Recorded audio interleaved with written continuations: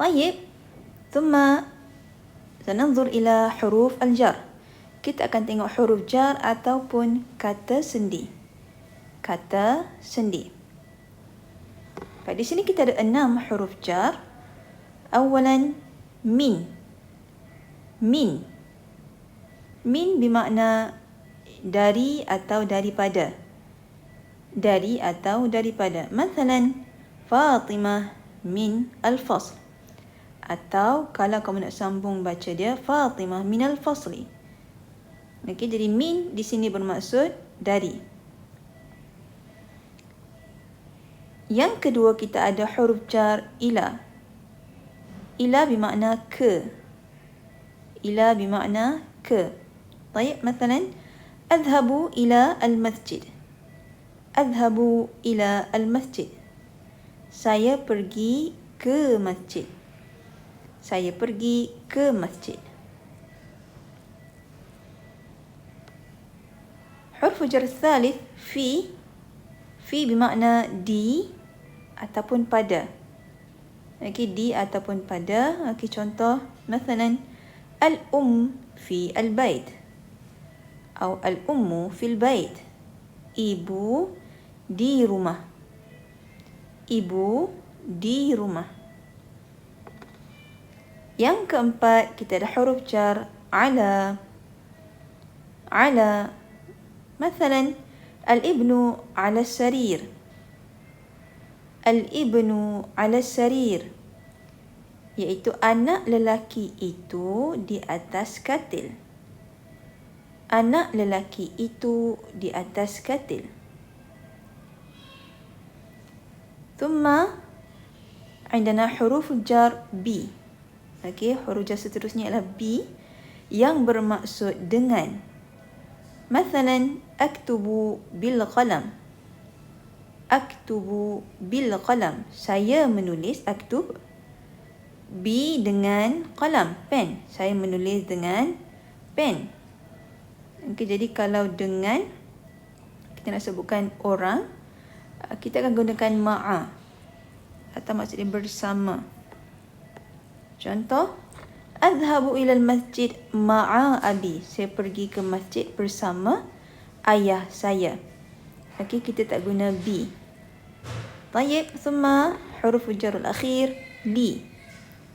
Li bermakna untuk ataupun kepunyaan. Li bermaksud untuk atau kepunyaan. Mathalan, hadzal kitab li Muhammad.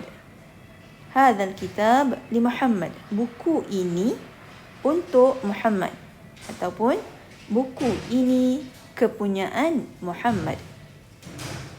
Okay, jadi kita gunakan huruf jar ini untuk gabungkan perkataan.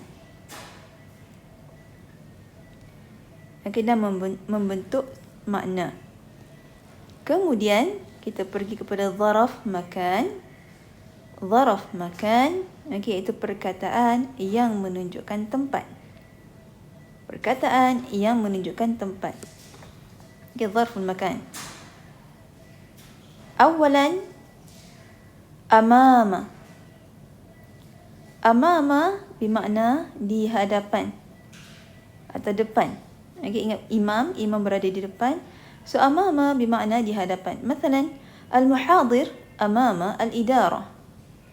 Al-muhadir amama al-idarah. Pensyarah itu di hadapan pejabat.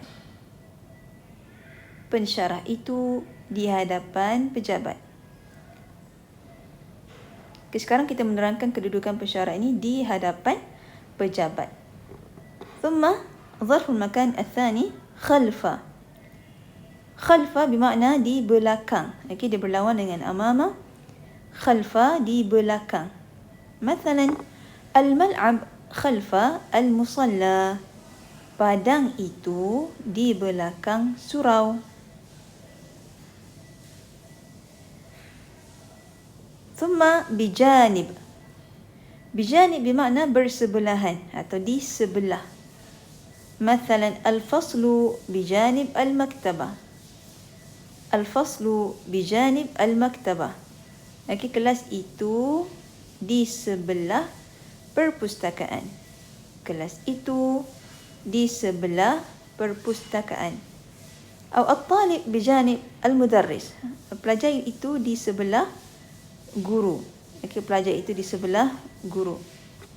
ثم ظرف المكان الرابع فوق. فوق بمعنى di atas. فوق بمعنى di atas. مثلا الطير فوق الشجرة. الطير فوق الشجرة. Burung itu di atas pokok. Burung itu di atas pokok. Baik, tadi kita dah jumpa huruf jar ala.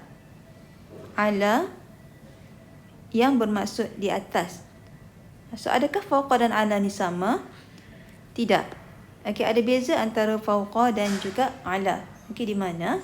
Untuk ala, objek di atas dan di bawah bersentuhan. Okey, objek di atas dan di bawah bersentuhan. Okey, contoh, pen di atas buku. Al-qalam 'alal kitab. So, pen itu betul-betul bersentuhan dengan buku di bawahnya. Manakala fauqa, objek di atas dan di bawah tidak bersentuhan. Tayyib, masalan, at-ta'irah fauqa al-bait. Kapal terbang itu di atas rumah. Maka kapal terbang itu tidaklah bersentuhan dengan rumah. Dia cuma lalu sahaja di atas rumah. Dalam bahasa Inggeris kita panggil fauqa ni above, ala, on. Jadi kedua-duanya tidak sama.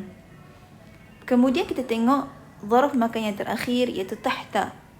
Tahta bermakna di bawah. Tahta bermakna di bawah. Masalan, Maryam tahta asy-syajarah. Maryam tahta asy-syajarah. Maryam di bawah pokok. Maryam di bawah pokok.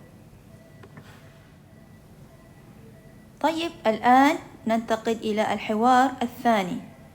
dialog yang kedua. الموضوع هو نجوى مسرورة. نجوى مسرورة. نجوى gembira. نجوى gembira. Okey, di sini kita letak ta marbutah sebab ini merupakan sifat bagi najwa. طيب هذا الحوار بين نجوى وخالتها أي مريم.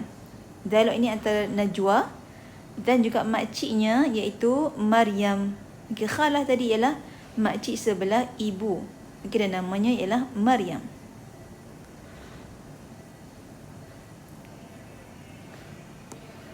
Najwa, ana masrurah ya khalati. Saya gembira makcik. Limadha ya Najwa? Kenapa Najwa? Limadha? Kenapa? Mengapa? Lianna ummi qadima min Sabah. Kerana ibu saya datang dari Sabah. Alhamdulillah. Hiya mushtaqah ilaiki. Okey, Najwa beritahu bahawa ibunya, Hiya di sini kembali kepada ibunya. Okey. Hiya dia perempuan. Mushtaqah rindu ilaiki, rindu kamu. Okey, jadi ki di sini merujuk kepada Maryam atau makciknya.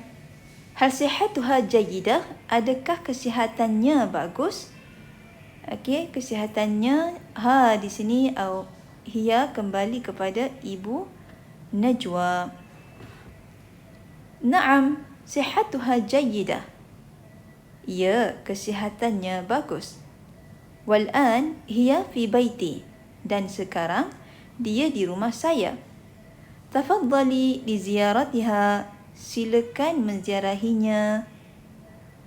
Tafaddali kita gunakan untuk ajak atau persilakan seorang perempuan. Kalau lelaki, kamu buang ia di sini. Jadi tafaddal. Tafaddal bermakna silakan. Tafaddal bermakna silakan. Baik. Baiklah. Ana qadimah ma'a zawji hadha al-lail. Saya datang bersama suami saya pada malam ini. Saya datang bersama suami saya pada malam ini. Syukran jazilan. Wa ila liqa. Terima kasih dan jumpa lagi. Ma'as salamah. Selamat tinggal.